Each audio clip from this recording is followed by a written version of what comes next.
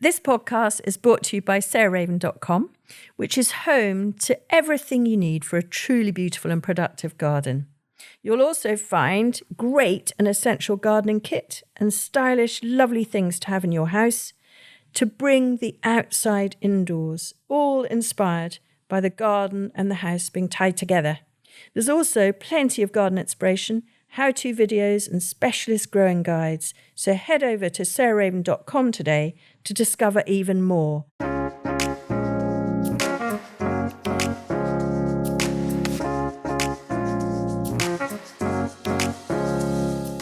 Welcome to Grow, Cook, Eat, Arrange, the podcast of me, Sarah Raven, and various guests. And today I have got a friend, actually, who is part of our kind of female gardener entrepreneur series, and that is Arabella Preston. And I'm just going to tell you a little bit about her before we go over to her. I call her Ari, and she moved to the sort of Kent-Sussex border where I live probably about 10 years ago.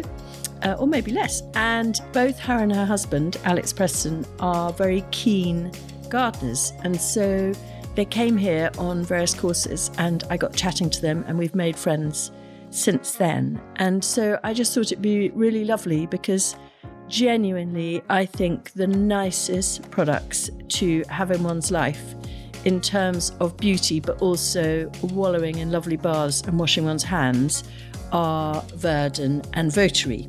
So welcome, Ari. It's lovely to have you on the podcast. And we'll talk about gardening, I promise, rather than just delicious smells. Hi, Sarah. Thank you so much for having me. Tell us sort of from the start, I suppose, how you came to do, first of all, Votary, and then perhaps we'll move on to Verden after that. Indeed, they are two separate beings. Votary came first, and Votary is a skincare brand. And I used to be a makeup artist. So I worked as a makeup artist in my 20s and 30s when I was living in London, and I was very lucky in how I trained. I was, when I first started, I was an assistant to a makeup artist called Kay Montano, who's a brilliant makeup artist who trained me, I would say, more in skin than makeup. She was all about the natural beauty of a person and not covering things up with shed loads of makeup. And she would very often sort of come over to me and say, well, what have you done? Take all that foundation off the forehead. You don't need to put any foundation there. So my training was all about skin and enhancing, not hiding natural features. And that has completely fed through into the rest of my makeup career, but then also into developing my own skincare brand. It's where I became skin obsessed. And I started blending my own oils, literally at my kitchen table, which now I know what I know about proper product formulation. I would not recommend anyone else goes out and does, but there I was tinkering away, blending oils, using them on clients. I mean, there's nothing makes the skin glow in the instant like a really beautiful natural plant oil.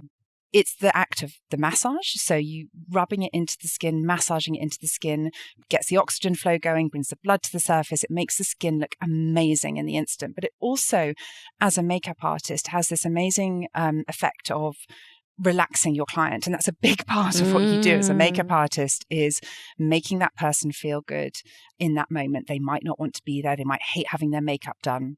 They might not trust that you're going to do a good job if you've never met them before. And it's really your job. You're very often the first person they see on a shoot day. And it's your job to set the tone and to give them confidence and to make them feel good. And I used to find that if I spent a couple of minutes cleaning their skin properly, you'd be amazed how many people came and sat in my makeup chair and they didn't have clean skin. And then spend a couple of minutes massaging a really great smelling facial oil into their skin. I used to talk about the shoulder drop effect. Their shoulders would sink and they'd say, oh God, that smells amazing. What's that? And then we'd start nattering about skincare and everything was kind of okay from there. And their skin looked amazing. So I was doing my job. So that is really the very beginnings of Votary. I then, in my very early 20s, I'd worked in PR and marketing, and I had worked for a very brilliant woman called Charlotte Semler, who then became a mate. And we were sitting having lunch one day, and I started whiffling on, as I'm prone to, about skincare and what I was up to. And she went very, very quiet. And I could see the cogs turning in her mind. And the next thing I knew, we were walking around Selfridge's Beauty Hall, and she was asking me a million questions about skincare and what I would do if I was to ever launch my own skincare brand. And less than a year later, we launched Votary into Liberty. Wow. Which was a sort of perfect storm of, me landing in her lap with this essentially of kind of a concept fully formed in my mind, and her business expertise. She'd set up numerous businesses. So we weren't starting from scratch in terms of, the kind of process of setting up a business. And so that's where Votary began. And it's coming up for, it's 8 or 9 years old now. Fantastic. So the fundamental, I mean, it's very funny, actually. I went up to my bathroom about 10 minutes ago, and I now have to have a basket full of Votary flannels because I thought, because the brilliant thing is, I remember you explaining to me, I said, why don't you do an exfoliator? And you said, because exfoliating is really bad. You've got to do a rough flannel, and that's the exfoliation. So just talk a tiny bit about that, maybe. Well, maybe not a rough flannel, but no. A nice, thick, effective flannel. So, exfoliation is really important. But there are now, gone are the days of the apricot scrubs, which can be very abrasive on the skin, can cause sensitivity. There are now very modern, very clever exfoliators, chemical exfoliants. So in terms of exfoliation, I'd always recommend someone uses AHA products, so like something with a glycolic acid in it or a lactic acid, or perhaps even using a product like a retinol, which helps to renew the skin. Mm-hmm.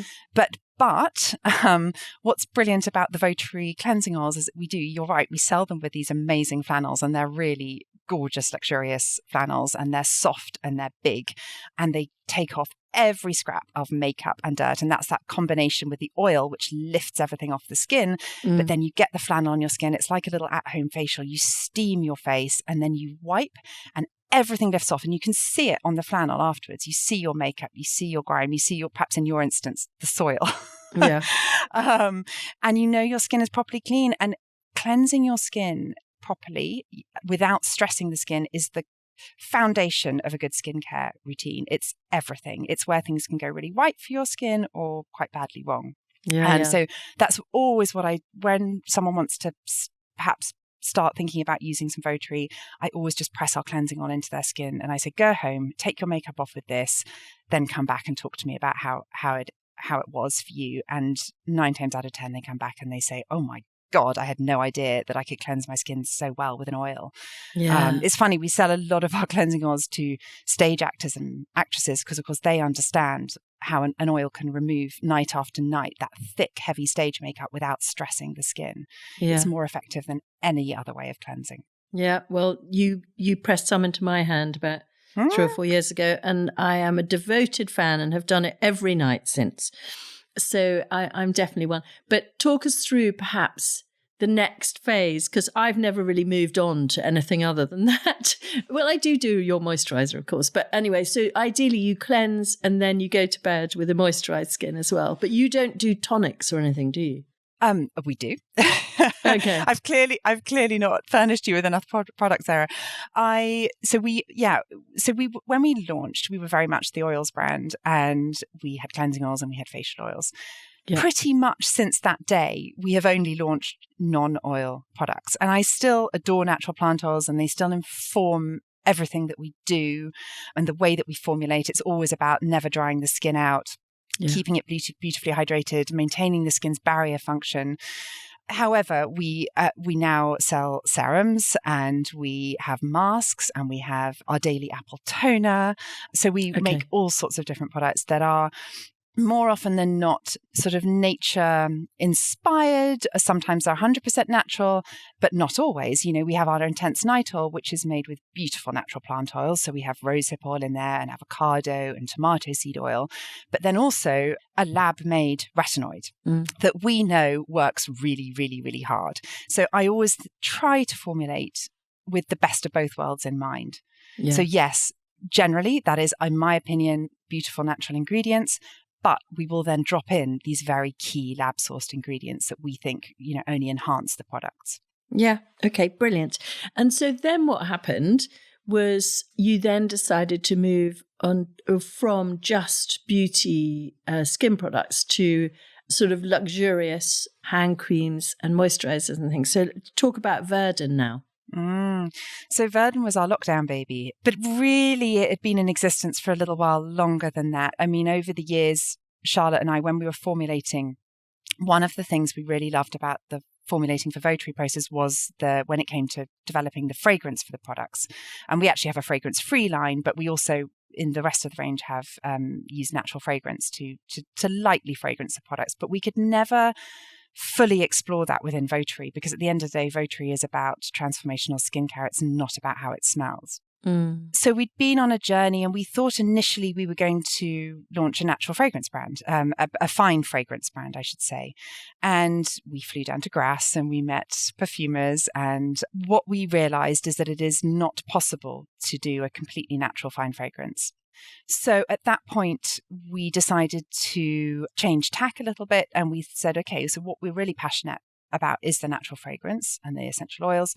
So we instead are going to just change to products that we know we can use those fragrances in. So that's when Verden was born. It's a bath body natural fragrance brand. So we have bath oils and washes and creams and candles and reed diffusers. So and that brand is very much about trying to bring those moments of nature indoors.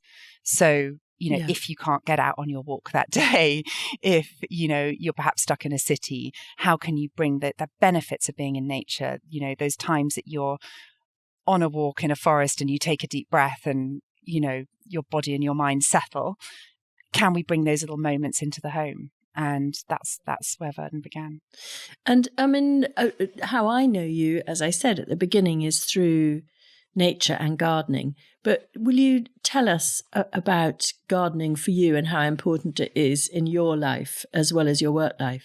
Yeah, so my husband and I, as you mentioned, we really only discovered gardening when we first moved down here. I mean, we were living in northwest London. We had a literal postage stamp garden there, which I'm afraid to say had artificial grass. Yeah. So we really came from a knowledge base of nothing. I say nothing, but I grew up in very rural Shropshire with a very passionate gardening parents, particularly my mother. And so I did have some base knowledge, which I only really realized when I moved here. And I realized, I know that I need to deadhead that daffodil. But at the same time, I mean, I can remember standing about a year after we moved in, standing in our garden. My mum was down staying with us. And I remember saying to her, so sorry, can you just run it by me one more time? What's an annual and what's a perennial? So we really were starting from a base of nothing. But luckily, we were both equally passionate about it. And I think that's lucky because of the amount of time we spend on it, but also the amount of money. Yes. So we've never had an argument about how much money we spend on the garden, which, given that when we moved in here, there was really nothing growing. It was a building site. It was filled with rubble. We had some amazing mature trees. So we had some oaks, some Scott pines. We had a small apple orchard, but there was basically nothing else here. So which was amazing in some ways, but also really daunting. And it sometimes used to make us very impatient, I think, in the early years. Yeah. Well, it's beautiful, the garden you've made. And I remember coming over to see you and yellow rattle forming such an important part under your apple trees. So did you sow that yourselves or was that there or? Yeah, we did. So under the apples, the first year, some oxeye daisies came up. And that was sort of the first time anything just appeared in the garden. We moved in January, which is a bleak time of year down here. And God, I always remember my mum saying, how she hated January and February. And I never really understood it as I was kind of gazzing about London, which is full of lights and people and cinemas and restaurants. And my first winter here, I thought, I don't know if I can swear on here, but Jesus, I what have I done? This is terrible. And then I remember in that first May when the oxeye daisies came up, and I was like, wow, okay. So I think I feel something for this. And I suddenly could sort of see our lives here being about the seasons and the changes and embracing that. Yeah. But yeah, the orchard, we have developed a little wildflower meadow under the trees, which we planted the yellow rattle in the first year, which obviously starved the soil a bit. And now we've got, orchids that come up, and it's a lovely thing. Yeah. And we make apple juice. I've banned the making of cider after a really dark bank holiday Monday where we spent scrubbing cider off the ceiling of the kitchen. No. All exploded. Yeah. Oh, we now mull it and add brandy instead. It's a much nicer thing. Very good. So I suppose tying it back into the subject of the podcast. So first of all, what are your favourite fragrant plants that are sort of tying it into the business, to the garden and Votary and Verden together? I mean, my absolute favourite fragrance is something I can't grow here, which is neroli, which obviously comes from the orange tree. And I just could live and breathe and bathe and inhale neroli till I die happily. So one day I think I maybe need to go and live somewhere where I can have an orange tree. But otherwise, I do love things we can go. I love lavender. I love jasmine. I do love florals, actually. Otherwise, I tend to love more earthy, slightly more bitter fragrances. I mean, I love just the smell of nature. I love being in the woods around us and the smell of the moss and the lichen and this time of year, the autumn leaves, kind of slightly going a bit, rancid underfoot. Just an odd thing to say, and I think we formulate at Verden in that way. It's quite earthy and woody, and the fragrances are a bit unusual. It's not actually very girly and floral. No, it's not at all. That's why I love it. So, yeah, I think I'm sort of more inspired by the environment rather than sort of single note, perhaps with the exception of the neroli. I'm sort of more about the kind of everything that's going on and the seasons and literally the smells underfoot and the touching of things, what's left on my hand after I've picked something or pruned something. Yeah. And what's the difference between neroli and orange blossom? Or are they the same? It's same thing. They're the same. Yeah. Okay. Yeah, and actually, the other thing I love is the pettigrain, which comes from the actual sort of wood of the orange tree. Citrus, right? Gosh. And then back to the garden. I wonder if you wouldn't mind giving us maybe 3, 4, or 5 absolute favourite plants, which, as a relatively new gardener, the things that you found really easy to grow and sort of tolerant and but really rewarding. Yeah. So I stole a lot of ideas from my mum. She grew these amazing, they're not difficult at all, which is why I love them, these white flower carpet roses, which they're not fragrant, but they're real doers. So if you need to fill a space, and they flower all summer long. I mean, they've really only just stopped for us here. So as part of a kind of planting scheme that they just go year after year and you keep deadheading in them, and they're fantastic and disease resistant. I love, again, my love of hydrangeas comes from my mum, and I have many hydrangea Arabellas planted really in her sort of memory. I have a kind of bed of them that, and then I also have hydrangeas from her garden in Shropshire that I have planted out here. I just adore hydrangea all year round. I think there's always a kind of place for them, whether it's cutting them and then bringing them in and drying them. I tend to leave them. I don't prune them until the last possible moment. And so I have all sorts of hydrangeas. Again, my mum was prone to giving us plants that she couldn't grow in Shropshire. So she'd always say, well, I can't grow this, so I'm giving it to you because you might be able to manage it in Kent. And we have a Californian tree poppy that she's like Ramona Coltrai, and she could never grow them. But we have one that is thriving here.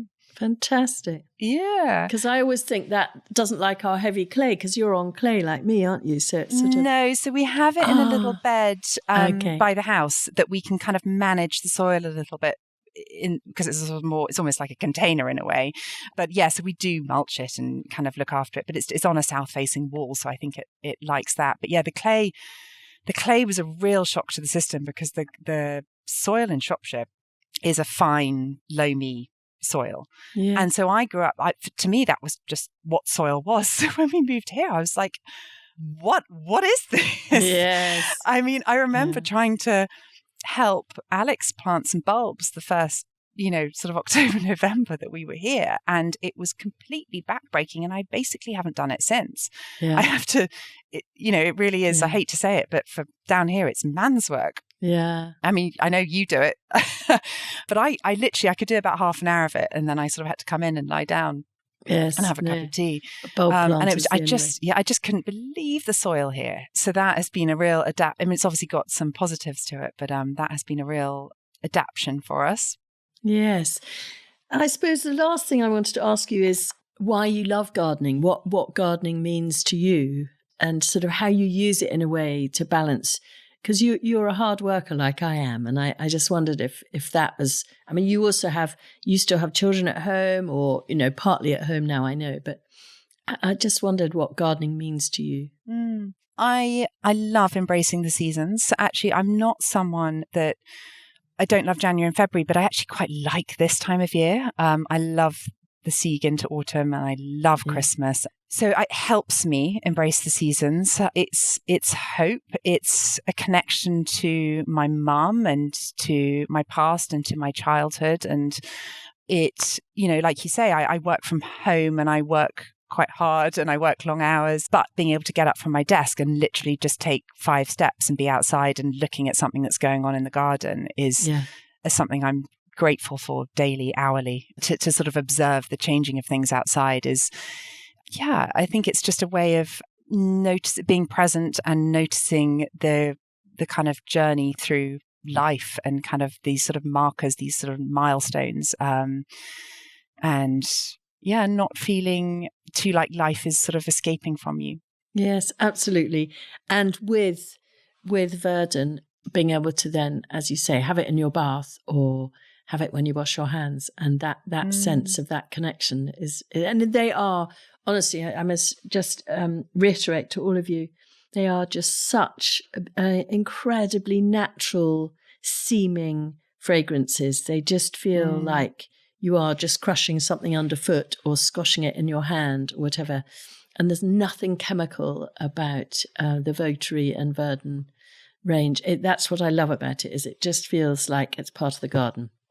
So thank you, Ari. That was so lovely to have a quick chat as we build up to Christmas, and perfume becomes somehow, well, for me particularly, very, very important, isn't it? As we sort of retire inside more and spend so much time at home. And so I thought it'd be a really nice one to do at this time of year. Absolutely. Thank you for having me. Thanks so much for listening to Grow Cook Eat Arrange with me and Arabella Preston. I just thought I'd mention that Votary are running 12 days of Christmas with a different offer every day between the 1st and the 12th of December, so during the time that this is going out. Next week, I'm joined by another fantastic female entrepreneur who loves gardening and plants, and that's Kath Kidston. So join me then.